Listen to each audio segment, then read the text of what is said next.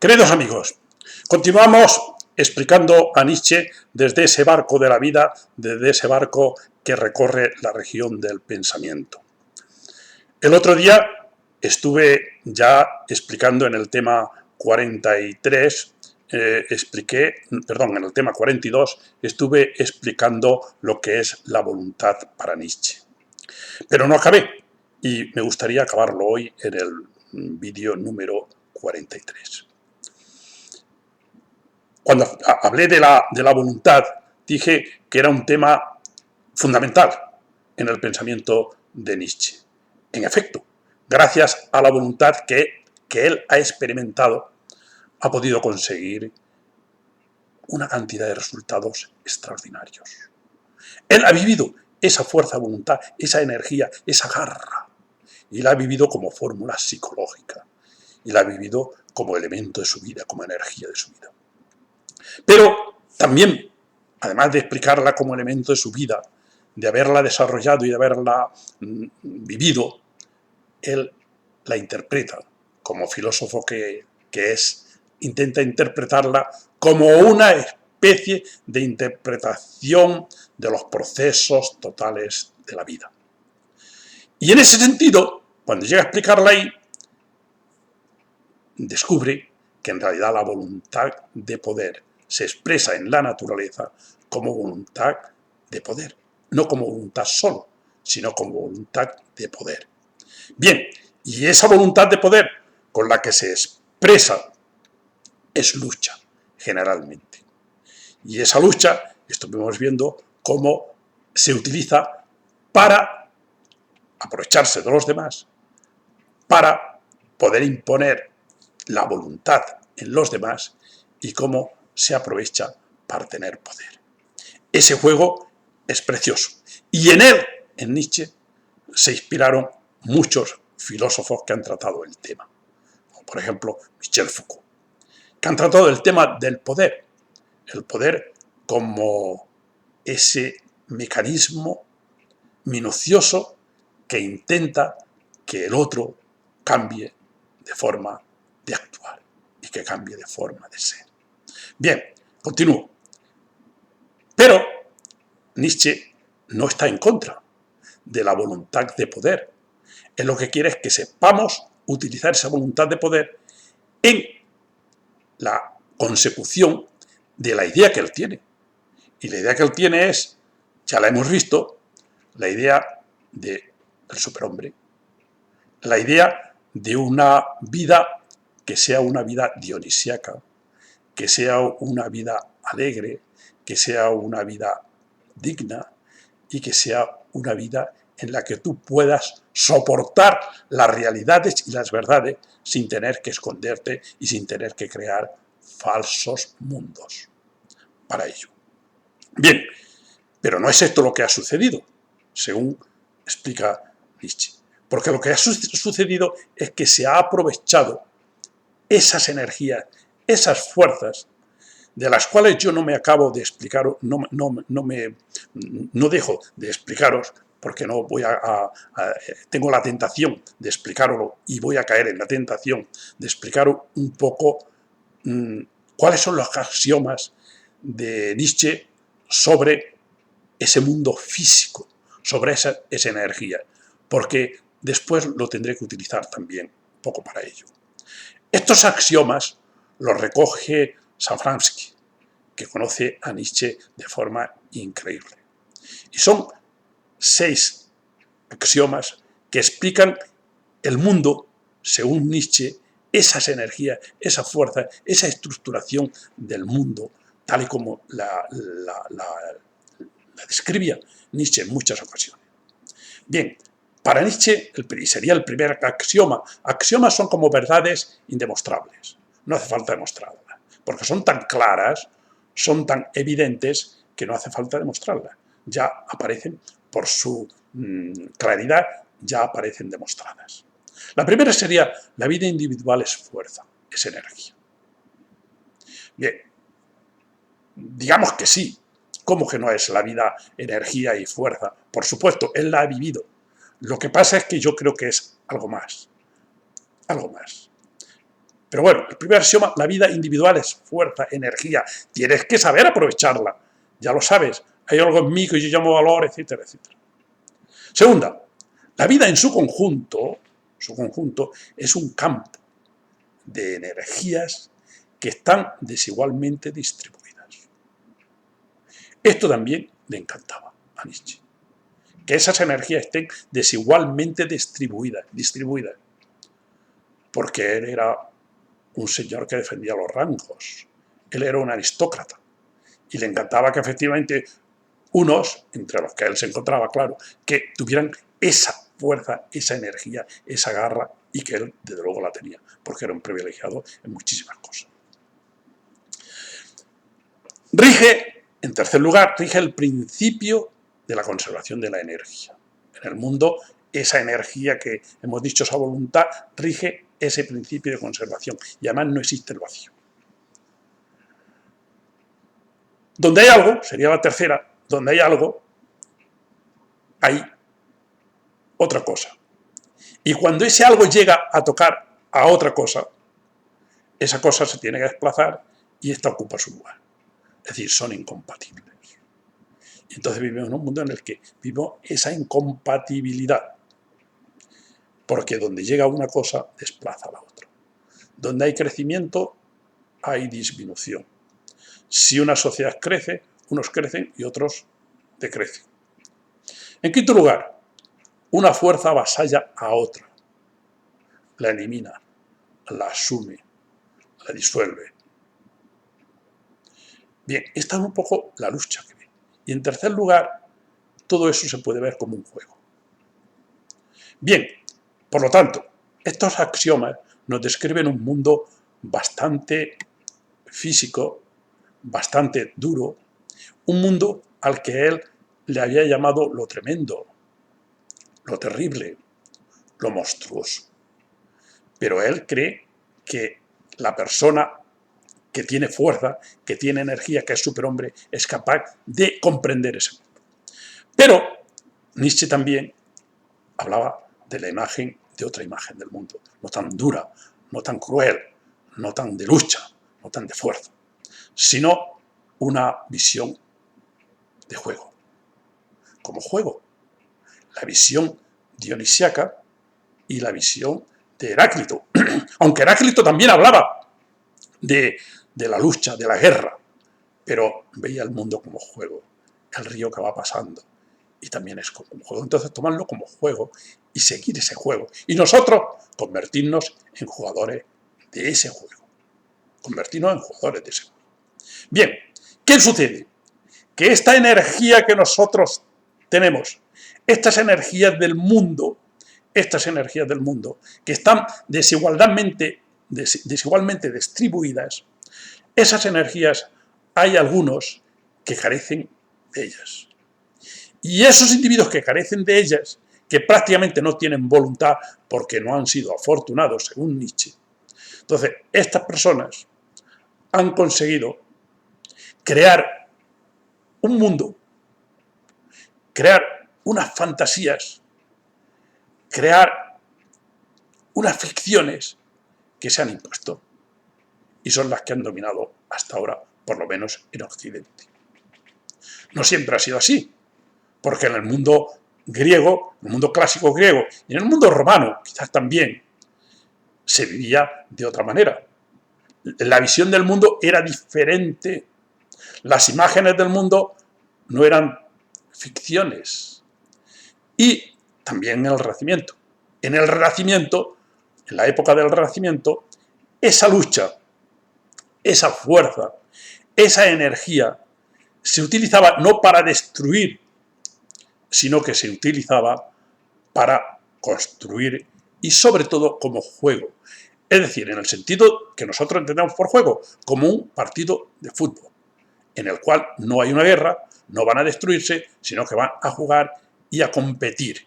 Entonces, la vida se convertía, según Nietzsche, en estos momentos, y tendría que ser así, que esa lucha, esa fuerza, aprovecharla para que se convirtiera en un certamen, en un juego, en una especie de competición.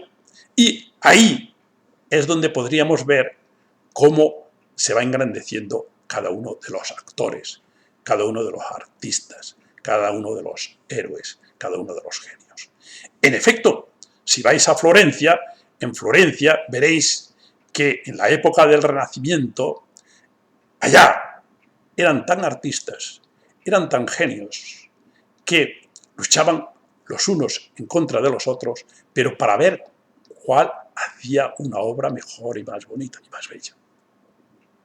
Entonces, cualquier mármol que ellos trabajaban, intentaban que saliera una figura mucho más perfecta que la que había hecho el vecino. ¿Pero qué es lo que intentaban con eso? Lo que intentaban era demostrar que se pueden hacer las cosas mucho mejor. Y así, en un proceso de lucha y de juego, ir avanzando para conseguir lo único que justificaría la vida, que sería la obra de arte, según Nietzsche. Pero bien, ¿qué ha sucedido? Que en muchísimas ocasiones, y sobre todo con el nacimiento, según Nietzsche, del cristianismo, esto se ha torcido.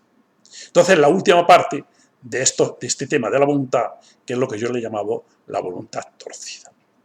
Nietzsche habló en sus últimos años de vida lúcida, habló de que iba a escribir un libro sobre la voluntad de poder.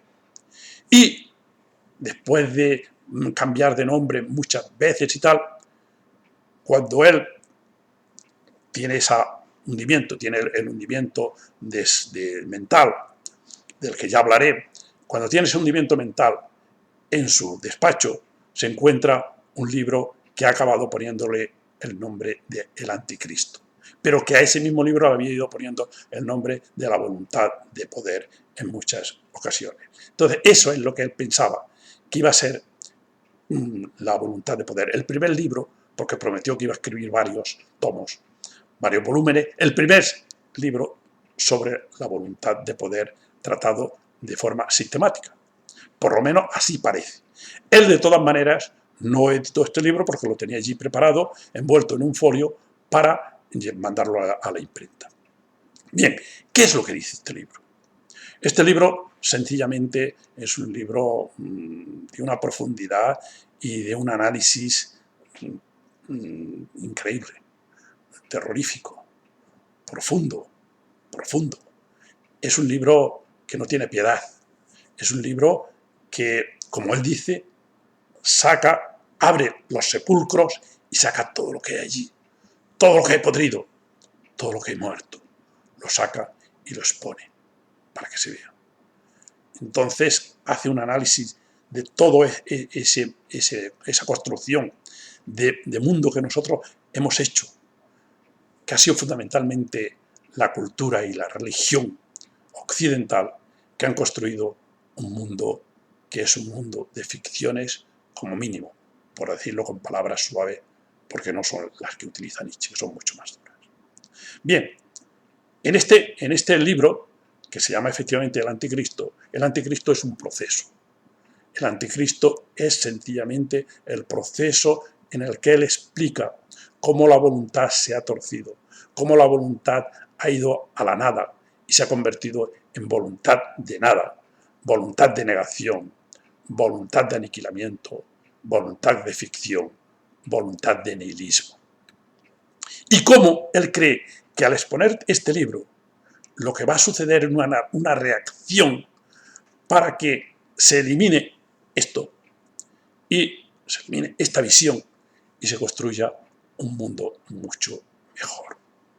Bien, a ver, la voluntad, tal y como la hemos descrito, como fuerza, como empuje, como desarrollo, como garra, en principio no tiene ningún tipo de determinación y de orientación intelectual, de orientación comprensible.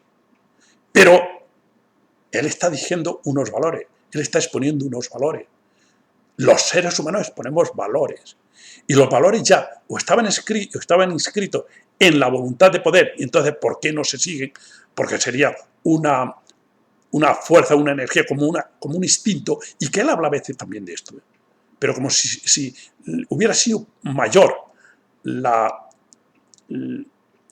sentimientos negativos que han destruido lo que sería un instinto hacia la construcción del individuo, la construcción artística del individuo. Bien, ¿qué sucede? Que aquí ya ha habido que poner la inteligencia, ha habido que poner la razón, ha habido que poner la comprensión y el entendimiento. ¿Y cómo se ha hecho esto? Porque esto es complicado. Si por un lado tenemos el flujo que él le llama, el flujo que sería el mar, que sería la naturaleza entera, que serían esas energías, que serían esas garras, y que vienen, chocan, como las olas del mar, el flujo y el reflujo, que era la imagen que él ponía, que es muy bonita. Llegan las olas, chocan en la playa, chocan en las rocas y vuelven con un reflujo muy diferentes. Vuelven, pues ya con una blancas, vuelven con espuma, vuelven muy diferente y vuelven de otra forma. Bien, pues chocan y ese choque y ese reflujo sería el pensamiento. Es decir, para Nietzsche, con esta imagen vamos a explicarla, llegan las olas y se transforman. Pero imaginad vosotros que las rocas estas fueran de un material rojizo y el agua llegara, las olas llegaran, chocaran en la roca y se fueran impregnadas de color rojo. Se han ido de otra manera. Ya no son lo que eran. Se han transformado, se han cambiado. Así, continuamente, acabaría todo aquel trozo de mar poniéndose rojo. Había cambiado de aspecto. Habría cambiado completamente. Pues así piensa Nietzsche, que nosotros podemos construir mundos, construir realidades. Y ya no es la realidad del agua natural, del mar natural. Natural en el sentido de anterior. Ya es algo construido por el pensamiento humano. Ahora, allí lo que se ve es un mundo rojizo, un mundo tenebroso, un mundo diferente. Y eso es lo que piensa Nietzsche que se ha conseguido. Se ha conseguido hacer un mundo de ficciones diferente y es el mundo en el que nosotros vivimos. Y en el Anticristo lo explica de forma magistral, con un lenguaje, con unas imágenes y con un conocimiento del cristianismo y de la Biblia y con un conocimiento de lo que son los sentimientos humanos increíble. Pero, ¿de dónde surge esa voluntad quebrada? ¿De dónde surge esa voluntad invertida? ¿De dónde surge esa voluntad torcida? Y para Nietzsche surge de los malos sentimientos. Es decir, surge de gente, de personas que son envidiosas, de personas que son vengativas, de personas que son represoras y de personas resentidas. ¿Y qué es lo que ha sucedido? Que en ese mundo, y volvemos entonces a esa visión que tiene Nietzsche del mundo y que de luego no está justificada, de que existen varios tipos de seres, pero sobre todo dos. Unos que son los que tienen una voluntad elevada, digna, una riqueza en sí mismo enorme, ontológica, y otros que son débiles, pobres y miserables. Pero resulta que estos miserables son los que han conseguido llegar a imponer sus ideas y a imponer el poder. ¿Cómo se han podido llegar? ¿Cómo han podido subir? ¿Cómo han podido ascender? ¿Cómo han podido tener todo el poder? Es una especie de gusanos que se han convertido en dominadores del mundo, según Nietzsche. Y han impuesto una imagen ficticia del mundo. De tal manera que imaginad vosotros en esa imagen ficticia del mundo, donde el ser humano, que había conquistado una libertad y una voluntad, hay que conquistar una voluntad y que en principio tienen que ser autónomas y tienen que ser ellas mismas, acaban siendo esclavas de la voluntad de Dios. Tú tienes que hacer la voluntad de Dios, tú ya no tienes voluntad. Y muchas veces vas a ser destruido por defender tu voluntad. Va a ser ejecutado. Porque tú ahora lo que tienes que obedecer es la voluntad de Dios. Y la voluntad de Dios la interpreta el sacerdote. Y el sacerdote es el que dice quién va a quedar perdonado, porque es el que ejerce en nombre de Dios. Para Nietzsche, esto es el auténtico delito. Para Nietzsche, esto sí que es un ateísmo, porque ha sido convertir a un Dios que es un ser del cual es muy respetuoso, un ser supremo, que puede efectivamente ayudarte, que puede darte consejo, dice él, pero que no tiene que estar allí vigilándote para castigarte, según el capricho del sacerdote de turno. Y, en segundo lugar, Jesucristo también para él es un personaje muy digno. Ha sido lo que se ha hecho después de ellos. ¿Cómo se les ha aprovechado? Fundamentalmente San Pablo, cómo utiliza a el personaje Jesucristo para él desarrollar toda esa impotencia que tiene y que no puede desarrollarla de ninguna otra manera.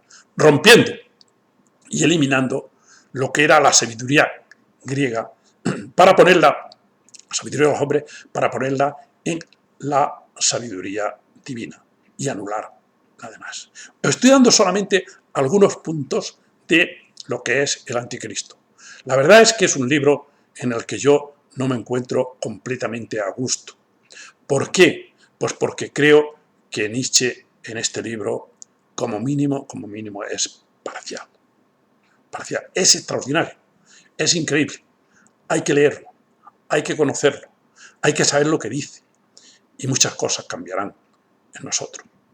Pero yo sinceramente creo que Nietzsche, que sabía, que conocía tan bien la religión cristiana, que conocía tan bien la cultura cristiana, que conocía tan bien el arte del mundo cristiano, que conocía a tanta gente buena dentro de ese mundo, yo creo que también podía haber hablado de este tipo de movimiento y de este tipo de voluntad que para mi entender también ha construido cosas muy dignas y maravillosas y extraordinarias. En todo caso,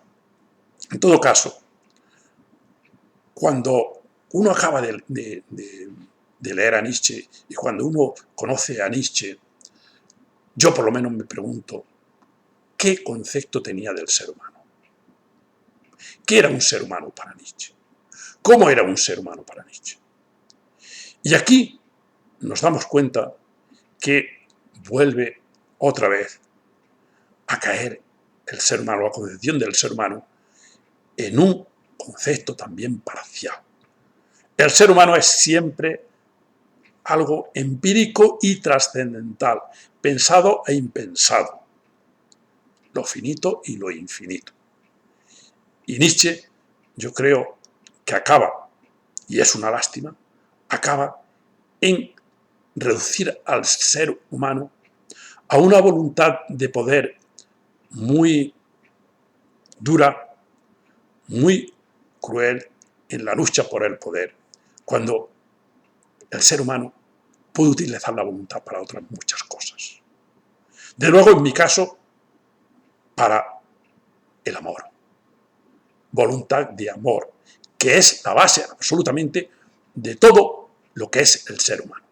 Y en ese amor, tal y como yo lo concibo, y algún día os hablaré de ello, tengo un libro escrito sobre el amor, algún día os hablaré de ello, entonces el amor tal y como yo lo concibo es la unión estrecha y fuerte de lo que es el ser humano en su aspecto de finito e infinito, de empírico trascendental, de pensado e impensado.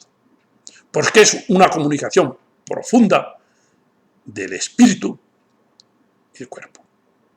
Entonces, en esa unión yo creo que se podía empezar a construir lo que sería la idea de un ser humano que a través de la historia, en muy pocas ocasiones, se ha desarrollado. Porque o se le ha definido como puro cuerpo, como pura vida, como puro trabajo, como pura economía, o se le ha definido como un ser elevado, espiritual, con un desprecio del cuerpo. Entonces, esa síntesis es la que yo creo que no ha conseguido Nietzsche. Y es una lástima, porque Nietzsche tenía capacidad para eso y para mucho más. Nietzsche tenía capacidad para hacer poemas, para hacer poesías impresionantes.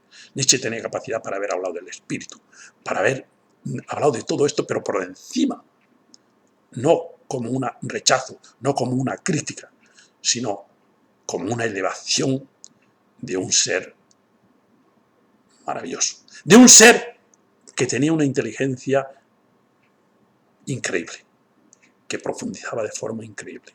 Pero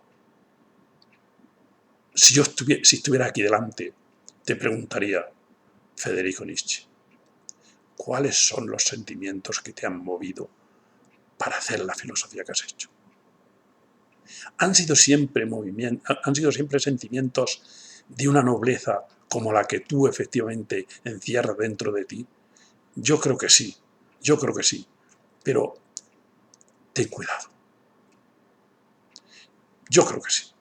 Y de luego Nietzsche es uno de los personajes, para mi entender, más tiernos y más maravillosos que han existido. Pero a lo mejor necesitó y no lo utilizó de amigos, de personas que le quisieran de verdad y, sobre todo, de amor. Vamos a continuar con Nietzsche el próximo día. Muchas gracias.